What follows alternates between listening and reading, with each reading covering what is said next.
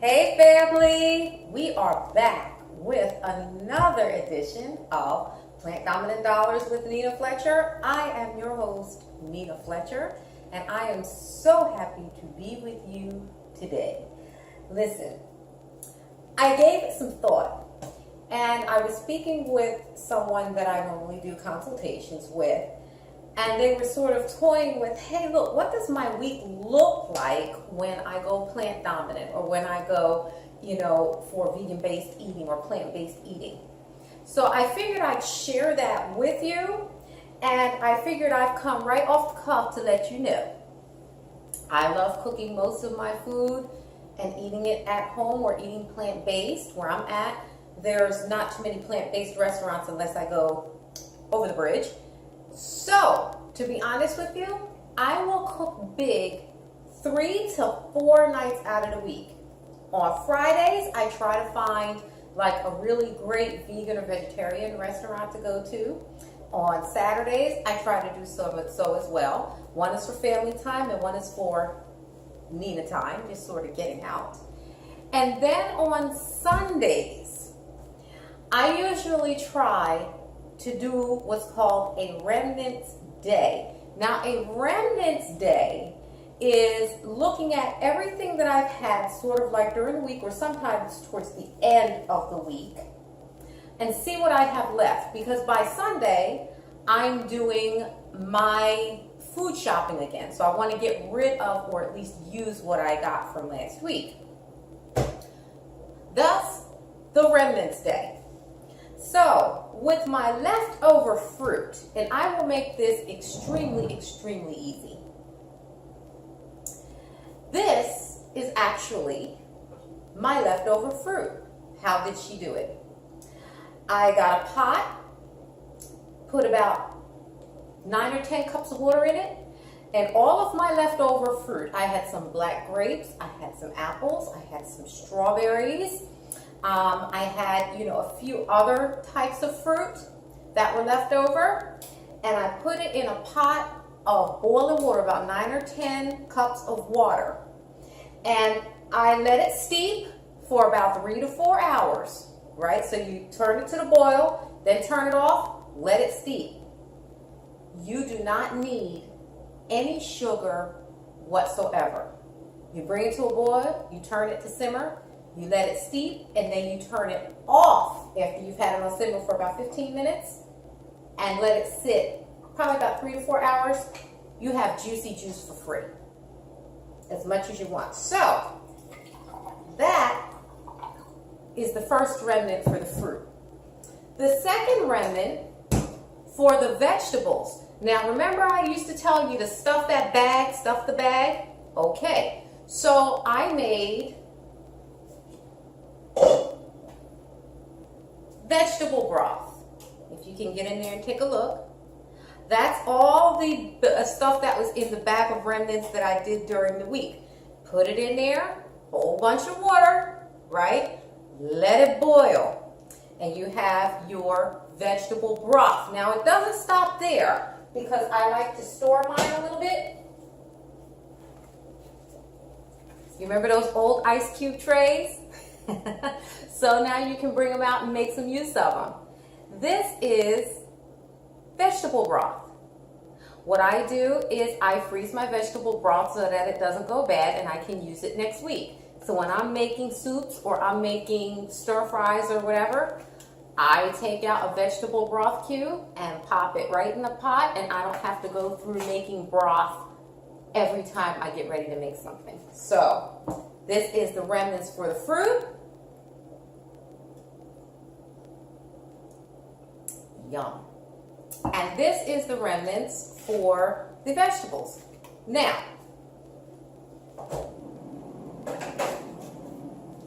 what about the solid remnants? Let's just say I made stir-fry kale. Like this. Now you can do this either with the stir-fry kale or the wilted kale.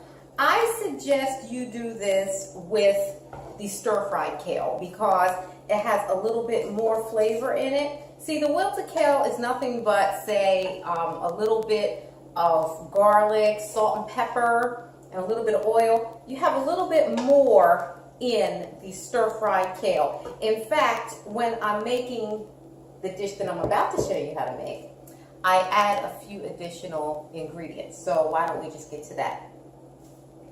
We are going to be making kale patties.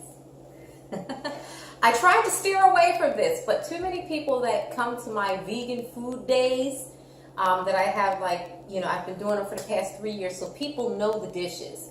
And they keep saying, hey, look, when are you going to do kale patties? I wasn't going to do it, but hence, I'm going to do kale patties.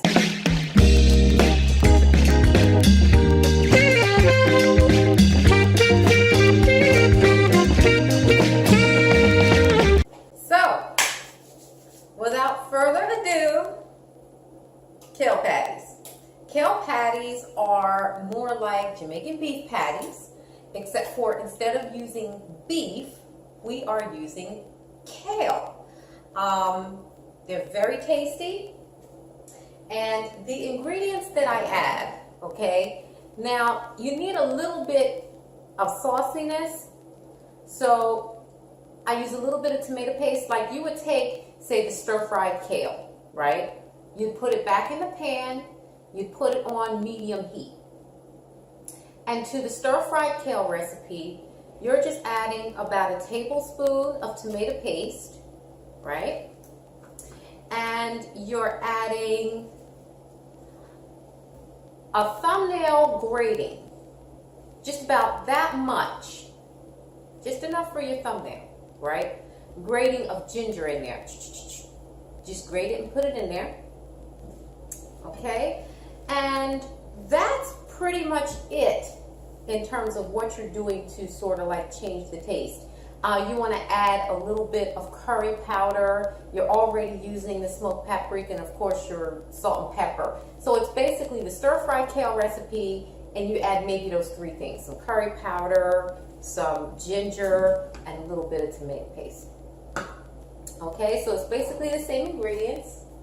And you come out with this, and you make sure that you pull it off the heat and let it set, because if you don't let it set, it's going to break the dough. Now, what are we talking about with the dough?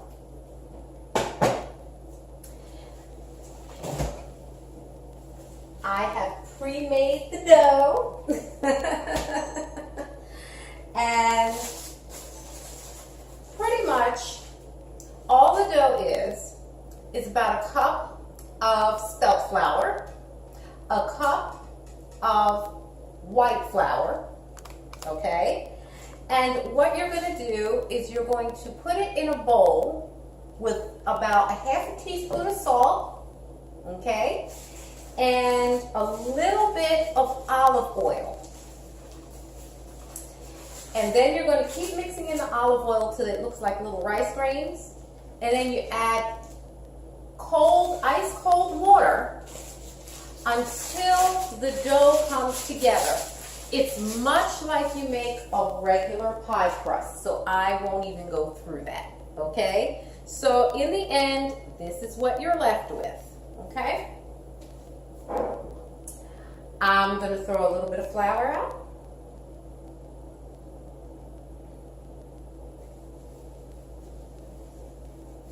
I like to flour my surface. And I also like to flour the top surface of that which I'm getting ready to roll.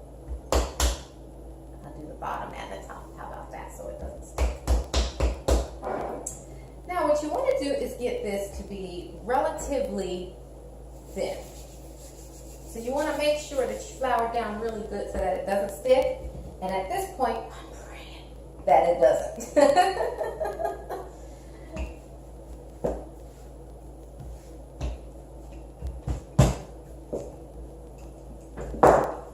Get that started. That's a nice dough. That's really, really nice. So you're going to work that out till it gets to be relatively thin. Now, since you've pretty much floured both ends of the dough, you don't have to worry too much about flipping it over.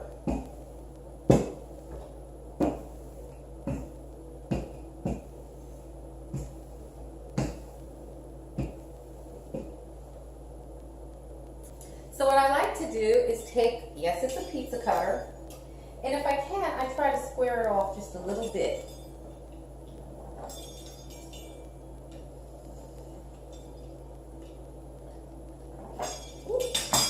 That way I can see exactly what I'm working with. Now this actually, I squared it off a little bit too low. I'm actually going to make a patty out of this. Okay? So this is pretty much very, very, very, very easy. There's a reason why it's called Remnant Sunday. At this point, what you're going to do is take the stir-fried kale,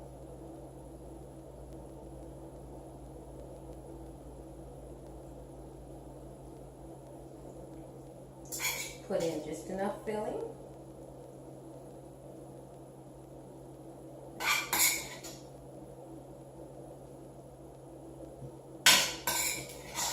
Get all the good stuff in there. Yum. And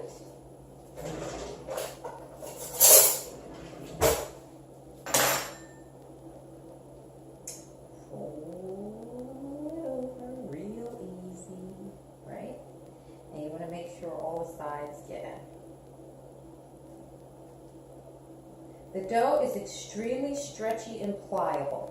So, I mean, if you need to stretch it out to make it close a little bit, it's getting a little juicy, that's actually good for you because it'll help it stick together. Once you get your dough nice and pliable,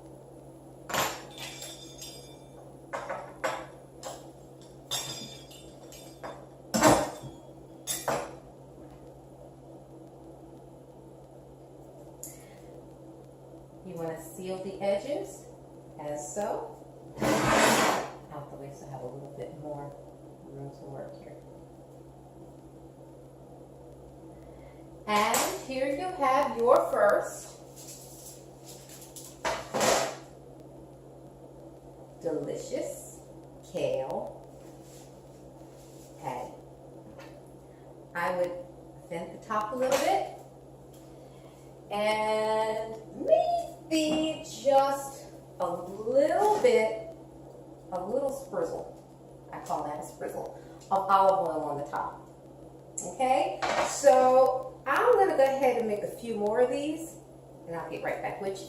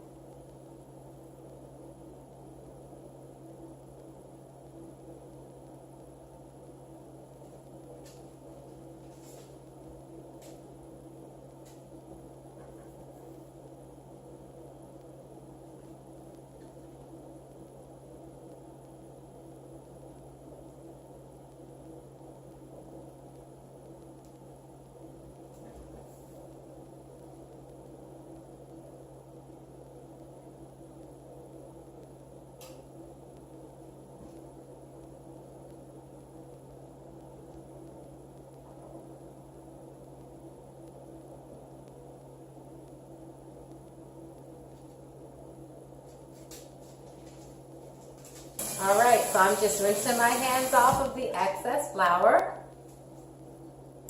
And as you can see, we've pretty much vented the tops so that they won't explode in the oven. And what we want to do, there's already olive oil in the mix, yes, but keep it still a little bit moist because you know how the Jamaican beef patty crust is a little bit, it's not really crunchy, it's a bit soft. So you put a little bit of olive oil on the top, and you stick this in a 375-degree oven. Now, how long do you stick it in there? You stick it in there until you see the tops turning a little bit golden brown. Not burnt, not hot, not totally crisp. If you get to where the edges are brown, you have them in there a little bit too long. So you want to leave them in there until the top sort of turn like a golden brown, but it's still sort of soft to the touch. Okay? So that's probably going to be about 15 minutes or so. Okay? So we will check back on our patties in about 15 minutes. All right, so now we're back. It's been about 15, maybe 20 minutes or so, and we are going to check our kale patties. Let's see. Yeah, they're done.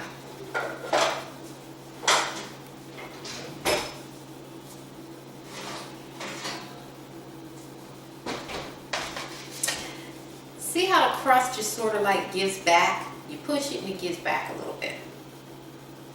It's crunchy, but it's soft. Okay, so if it's too hard, you cooked it too low, right? All right, so let's plate up a little bit, and I'll try and break one in half so you can see it. And again, this is the remnants show, basically, because people are like, okay, so how does she do the vegetable broth, the remnant vegetable broth, and how does she do thus and such? And now you know, when I get to the end of the week, whatever is left over that is still good, I basically make sure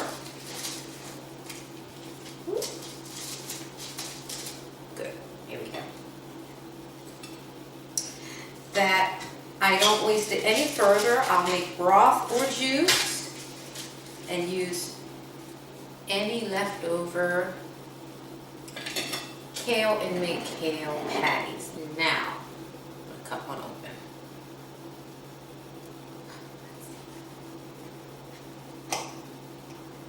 Nice crust, nice and flaky.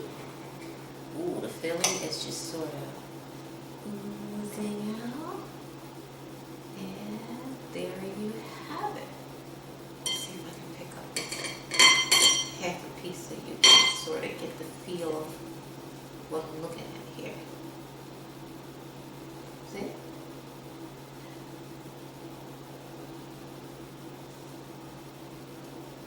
So, with the stir-fried kale, you can make kale patties, and they are absolutely scrumptious. All right, well, thank you for joining me for the Remnants Show. Remember, we have the vegetable broth, we made juice, and we made kale patties out of the leftover kale. I am Nina Fletcher. You are listening to or watching Plant Dominant Dollars with Nina Fletcher. Do not forget to like and subscribe to us on Facebook so that you can follow us when new recipes come out. And look out for the radio shows. That's right, financial cooking radio shows coming up soon. Thank you for watching Plant Dominant Dollars with Nina Fletcher. Don't forget to like and subscribe, and tune in next episode where Nina takes on my version of potatoes and onions here on Plant Dominant Dollars. It's the genius.